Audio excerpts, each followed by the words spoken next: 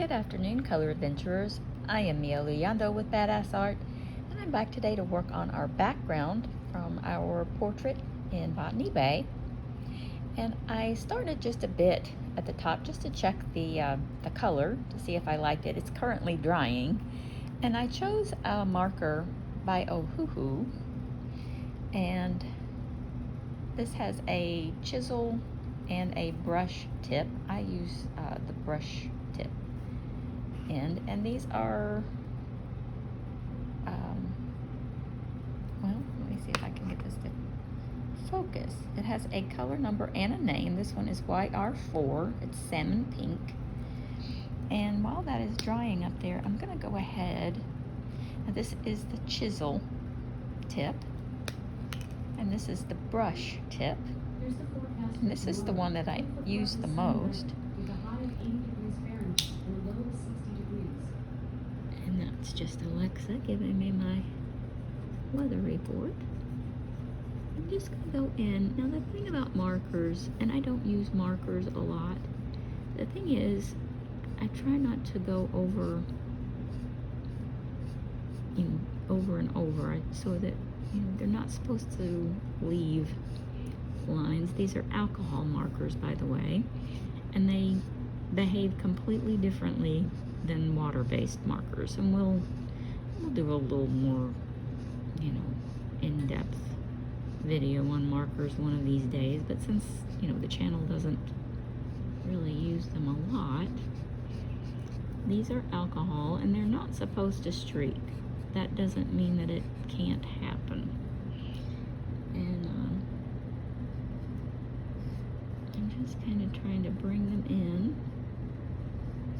This is supposed to be a light peachy color. It's kind of coming off dark on the gray scale, but that's okay. It's still a really good color.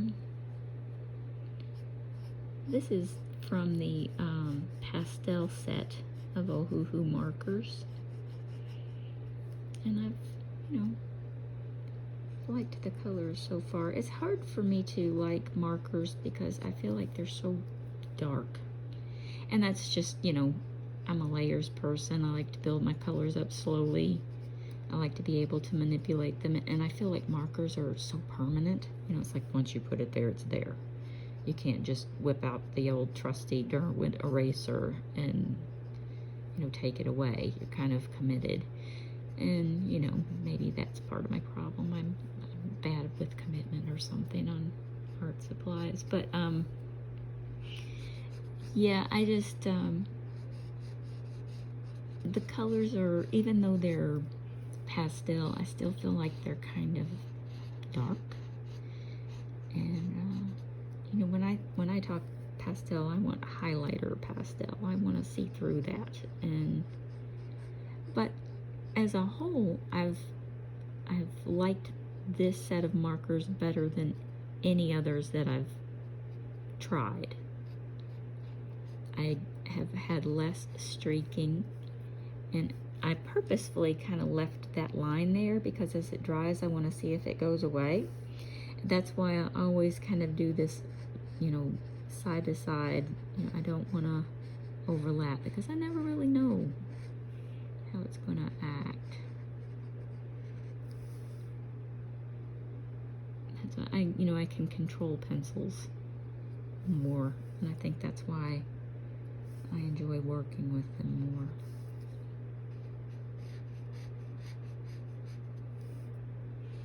But markers are definitely a quicker way to cover more ground on your backgrounds if you're in a hurry, or if you're just not into doing a lot of details in your backgrounds.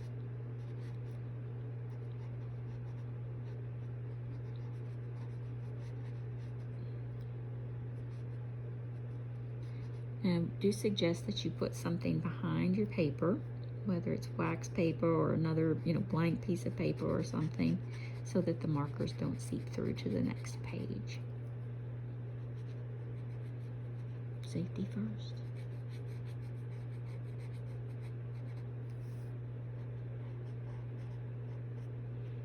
And if you go over something You know, if you nick a corner or something, it's not a tragedy. These are oil and wax, and they do kind of shine through. So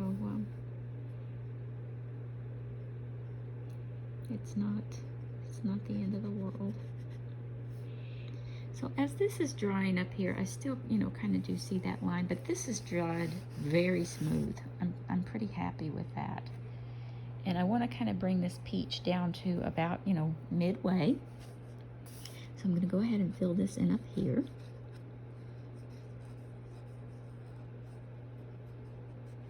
Just kind of frame the flowers here.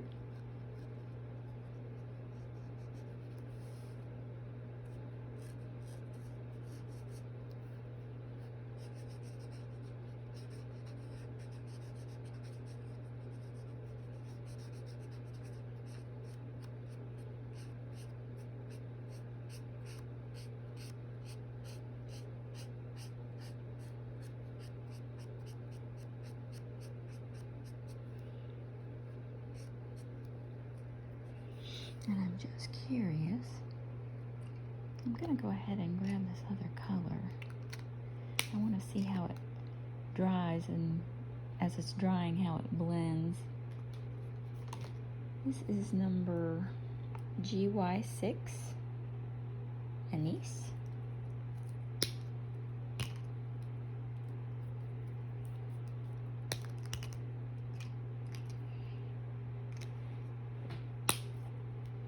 And it is kind of a pale chartreuse color, and I just kind of wanted to grab it so that it looked, you know, kind of botanical, like she's sort of sitting in a little garden somewhere. And I'm just going to kind of pull this up into the peach. It's supposed to blend well. We'll find out together.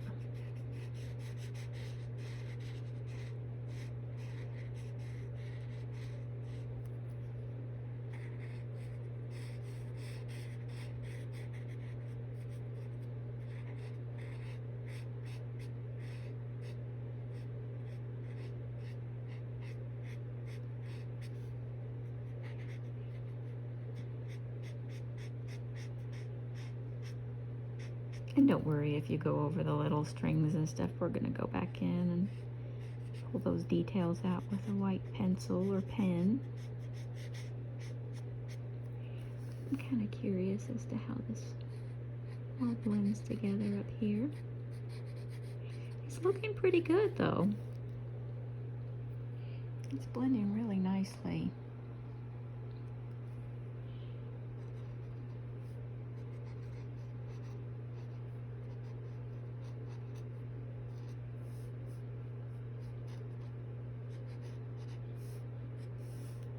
Definitely a smooth transition, so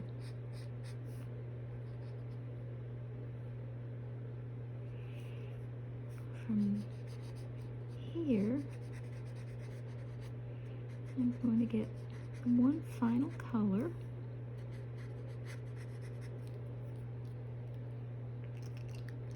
which is like a pale minty green. It is GY173, and the color is gyro green. It's not focusing, is it? No, dim green. Well, I don't know where I saw that. I can't see either. If I don't have glasses on, it's every man for himself. And I'm just gonna go in. Kind of pull this down.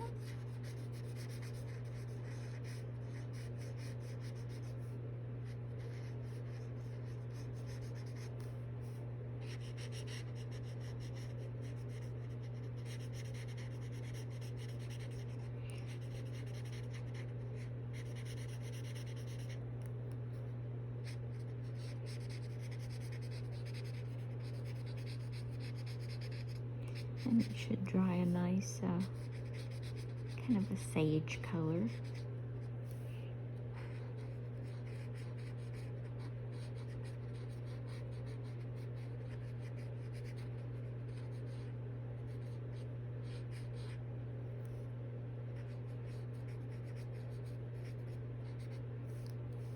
But that gives you a good idea of what a background done with markers can look like. And once the marker has dried, the nice thing about it is it leaves a pretty good surface to go back over it with pencils. And you can highlight here or there and just, you know, sort of brighten it up. You can go in and highlight here. You can go over this with a white Sakura gel pen, a Jelly Roll, or any gel pen is good. But yeah, that's pretty much the gist of it. And I got the new Dragonfly Dreams book, and I wanted to pop over there and start a olive skin complexion tutorial. So I'm going to leave you guys with this. You can kind of see how that worked. And if you don't want to use markers, pastels work, pencils work, paint works. I think I'll get out some metallic watercolor paints this week and do a background. Those are definitely fun. And we'll do a beginning to end one on that one. So I'm going to leave you here and jump over to the olive skin tone. Hope everybody's having a great afternoon. See you tomorrow.